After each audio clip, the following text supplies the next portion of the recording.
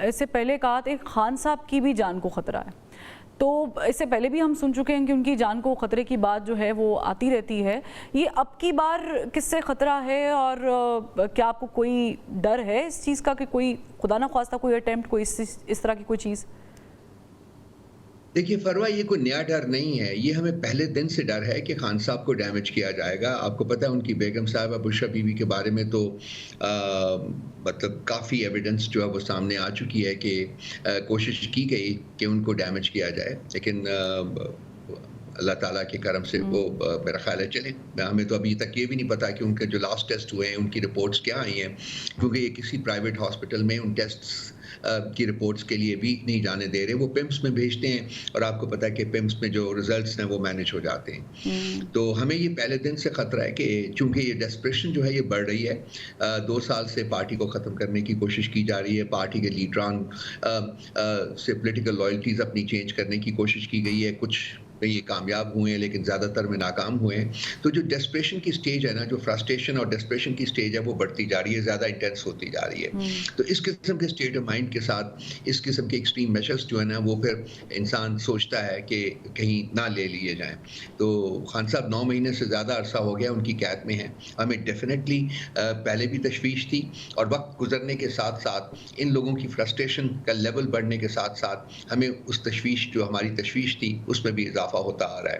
اور کورٹس وغیرہ کو ہم نے رجوع کیا ہوا ہے، لیکن کورٹس حالانکہ ایک ریویکننگ سی نظر آ رہی ہے جس کا ذکر آپ نے کیا بھی ہے اپنے ابتدائیہ میں، لیکن کس حد تک وہ افیکٹو ہو سکتی ہے یہ آنے والا وقت ہی بتائے گا. لیکن ہماری تشویش جو ہے وہ اپنی جگہ قائم ہے، اور ہم صاحب اقتدار لوگوں سے اور خاص کر پاکستان کی عدلیہ سے ریکویسٹ کرتے ہیں کہ اس سلسلے میں ہماری جو پٹیشنز موجود ہیں ان کو سنا جائے، اور ایفیکٹو فیصلے جو ہیں وہ سنائے جائیں. اچھا، آپ بھی مجھے پر امید لگ رہے ہیں خان صاحب کی رہائی سے متعلق، اور دیگر بھی جو آپ کے پارٹی کے لوگ ہیں وہ بھی پر امید لگ رہے ہیں. لیکن آپ کو کہاں سے یہ امید مل رہی ہے رؤف حسن صاحب؟ کیا کوئی بات چیت کے دروازے کھلے ہیں اسٹیبلشمنٹ کے ساتھ؟ نہیں، بات چیت کے دروازے تو فروا بالکل نہیں کھلے، لیکن ہمیں امید جو ہے وہ بندی ہے وہ اس بات سے کہ بہت سارے کیسز ہیں، اور باقی جو 2-1 کیسز رہ گئے ہیں اس میں بھی میرا خیال ہے within the next week to 10 days time وہ بھی کریش کر جائیں گے. ان کے اوپر بھی ہماری بیلز ہو جانی چاہیے. لیکن جہاں ہم ایک طرف پر امید ہیں، وہاں میں اس بات کا بھی خوف ہے کہ جیسا کہ آج آپ نے سنا ہوگا کہ شاہ محمود قریشی کو 9 مقدمات میں انہوں نے اریسٹ کر لیا ہے. تو اسی قسم کا کوئی اور آپریشن خان صاحب کے خلاف بھی ہوگا، ان کو بھی اور متعدد مقدمات میں اسی طرح سے قید کیا جائے گا جیسے کہ شاہ محمود قریشی صاحب کو کیا ہے. تو ان کے باہر نکلنے کی جو امید تو ہے ہمیں، لیکن جو ایکچولی ان کا باہر نکلنا وہ ڈیپینڈ کرے گا کہ عدالتیں کتنی تیزی سے ایکٹ کرتی ہیں اور کتنی تیزی سے اپنے فیصلے صادر کرتی ہیں، تاکہ یہ جو فریولس مقدمات اب بنائے جا رہے ہیں صرف اور صرف اس پرپس کے لیے کہ کہیں شاہ محمود قریشی اور خان صاحب جو ہے وہ آزاد نہ ہو جائے، کتنی جلدی ان کو قواش کرتی ہیں، جتنی جلدی احکامات صادر کرتی ہیں کہ عمران خان صاحب کو آزاد کیا جائے.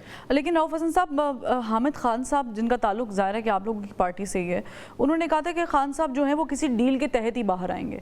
آپ کو اس بات میں کوئی صداقت لگ رہی ہے کہ کیونکہ بالآخر تو بات چیت تو کہیں تو ہونی ہے؟ فروا، مجھے ایسی کسی سٹیٹمنٹ کا ذاتی طور کے اوپر علم نہیں ہے جو کہ حامد خان صاحب نے دیا. وہ ہمارے سٹنگ سینیٹر ہیں. میں آپ کو ایک بات بڑی کلیئر کر دوں، خان صاحب کسی ڈیل کے ذریعے باہر نہیں آئیں گے. خان صاحب اگر ڈیل کے ذریعے باہر آنا چاہتے فروا تو 10 ہفتے 10 دن میں باہر آ جاتے. 9 مہینے ان کو جیل میں رہنے کی ضرورت نہیں تھی. آفرز تھیں، سارا کچھ تھا. وہی جو kick out prime minister, kick in prime minister کا جو چکر چلتا رہا ہے اس ملک میں 76 سالوں سے، اگر وہ اس کو ایکسیپٹ کر لیتے تو وہ ودن اے ویک 10 days وہ اٹک سے ہی باہر آ جاتے.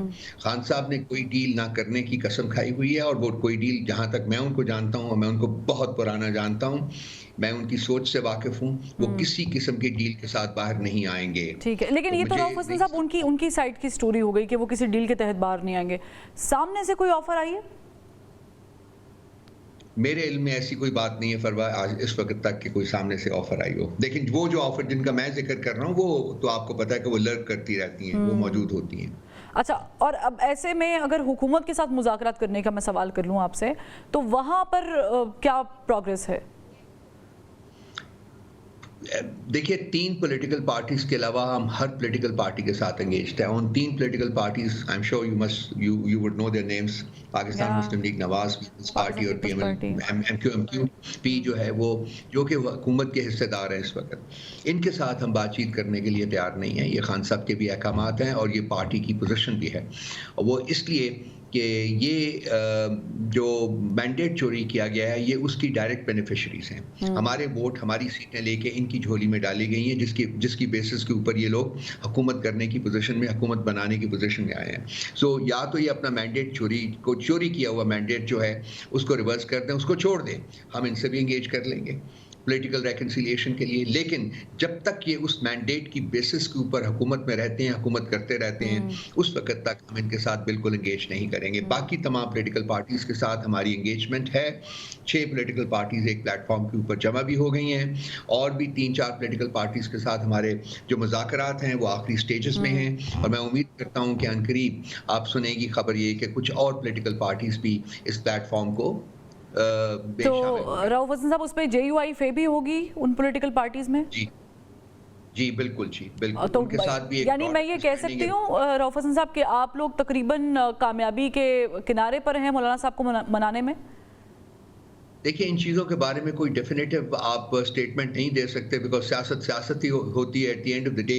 लेकिन मैं ये ज़रूर कहूँगा आपके सवाल के जवाब में कि एक ब्रॉड अंडरस्टैंडिंग जो है वो इस्टेब्लिश हो गई है और म्यूचुअल जो ईगरनेस है कि जी इस स्टेज के ऊपर ये जो पॉलिटिकल जो कॉन्स्टिट्यूशन को रिवाइव करने की, रिस्टोर करने की जो स्ट्रगल है, जो जद्दोजहद है, इसमें ये पार्टीज मिलके जद्दोजहद करेंगी। अब इसके स्पेसिफिक्स जो हैं वो तय हो रहे हैं। कुछ रिजर्वेशंस थी उधर से, कुछ रिजर्वेशंस थी इधर से। उस सिलसिले में हमारे जो नुमाइंदगान हैं वो आपस में एंगेज्ड हैं और आई होप कि बहुत जल्दी इस सिलसिले में भी कोई अंडरस्टैंडिंग जो है वो हो जाएगी और हम और JUIF जो है वो मिलके इस जद्दोजहद को आगे ले जा सकेंगे। तो रऊफ हसन साहब, यानी आप लोग जब इसको फाइनलाइज कर लेंगे अपनी आपस की बातचीत को और जो भी आपके पॉइंट्स हैं, उसके बाद आप एक नई तहरीक की तरफ जाएंगे हुकूमत मुखालिफ? तहरीक तो शुरू हो गई है, परवा तहरीक तो शुरू हो गई है। वो सिर्फ आपको नजर इसलिए नहीं आ रही है, छोटे छोटे जो जलसे जो जुलूस हैं वो तो निकलने शुरू हो गए हैं। आपको आज भी पता चला होगा कराची में, हैदराबाद में, KP में, तमाम शहरों में, GB में, हर जगह प्रोटेस्ट हो रहे हैं। लेकिन ये जो शहरों में मसलन हमारा जलसा फैसलाबाद में होना है, लाहौर में होना है, कराची में होना है, इस्लामाबाद में होना है, पिंडी में होना है, इनकी हमें इजाज़त अभी तक नहीं मिली। तो अब ये केसेस जो हैं वो अदालतों में हैं, तो हम फैसले का इंतज़ार कर रहे हैं। जिस दिन भी अदालतें हमें ये जलसा मुनक्कद करने की, ये सारे जो जलसे हैं मुनक्कद करने की इजाज़त देती हैं, उसी दिन से आप देखेंगे कि पूरे मुल्क में जो है एहतजाजी तहरीक, पुरअमन एहतजाजी तहरीक जो है उसका आगाज़ कर दिया जाएगा। ठीक है, बहुत शुक्रिया रऊफ हसन साहब, आपने वक्त निकाला।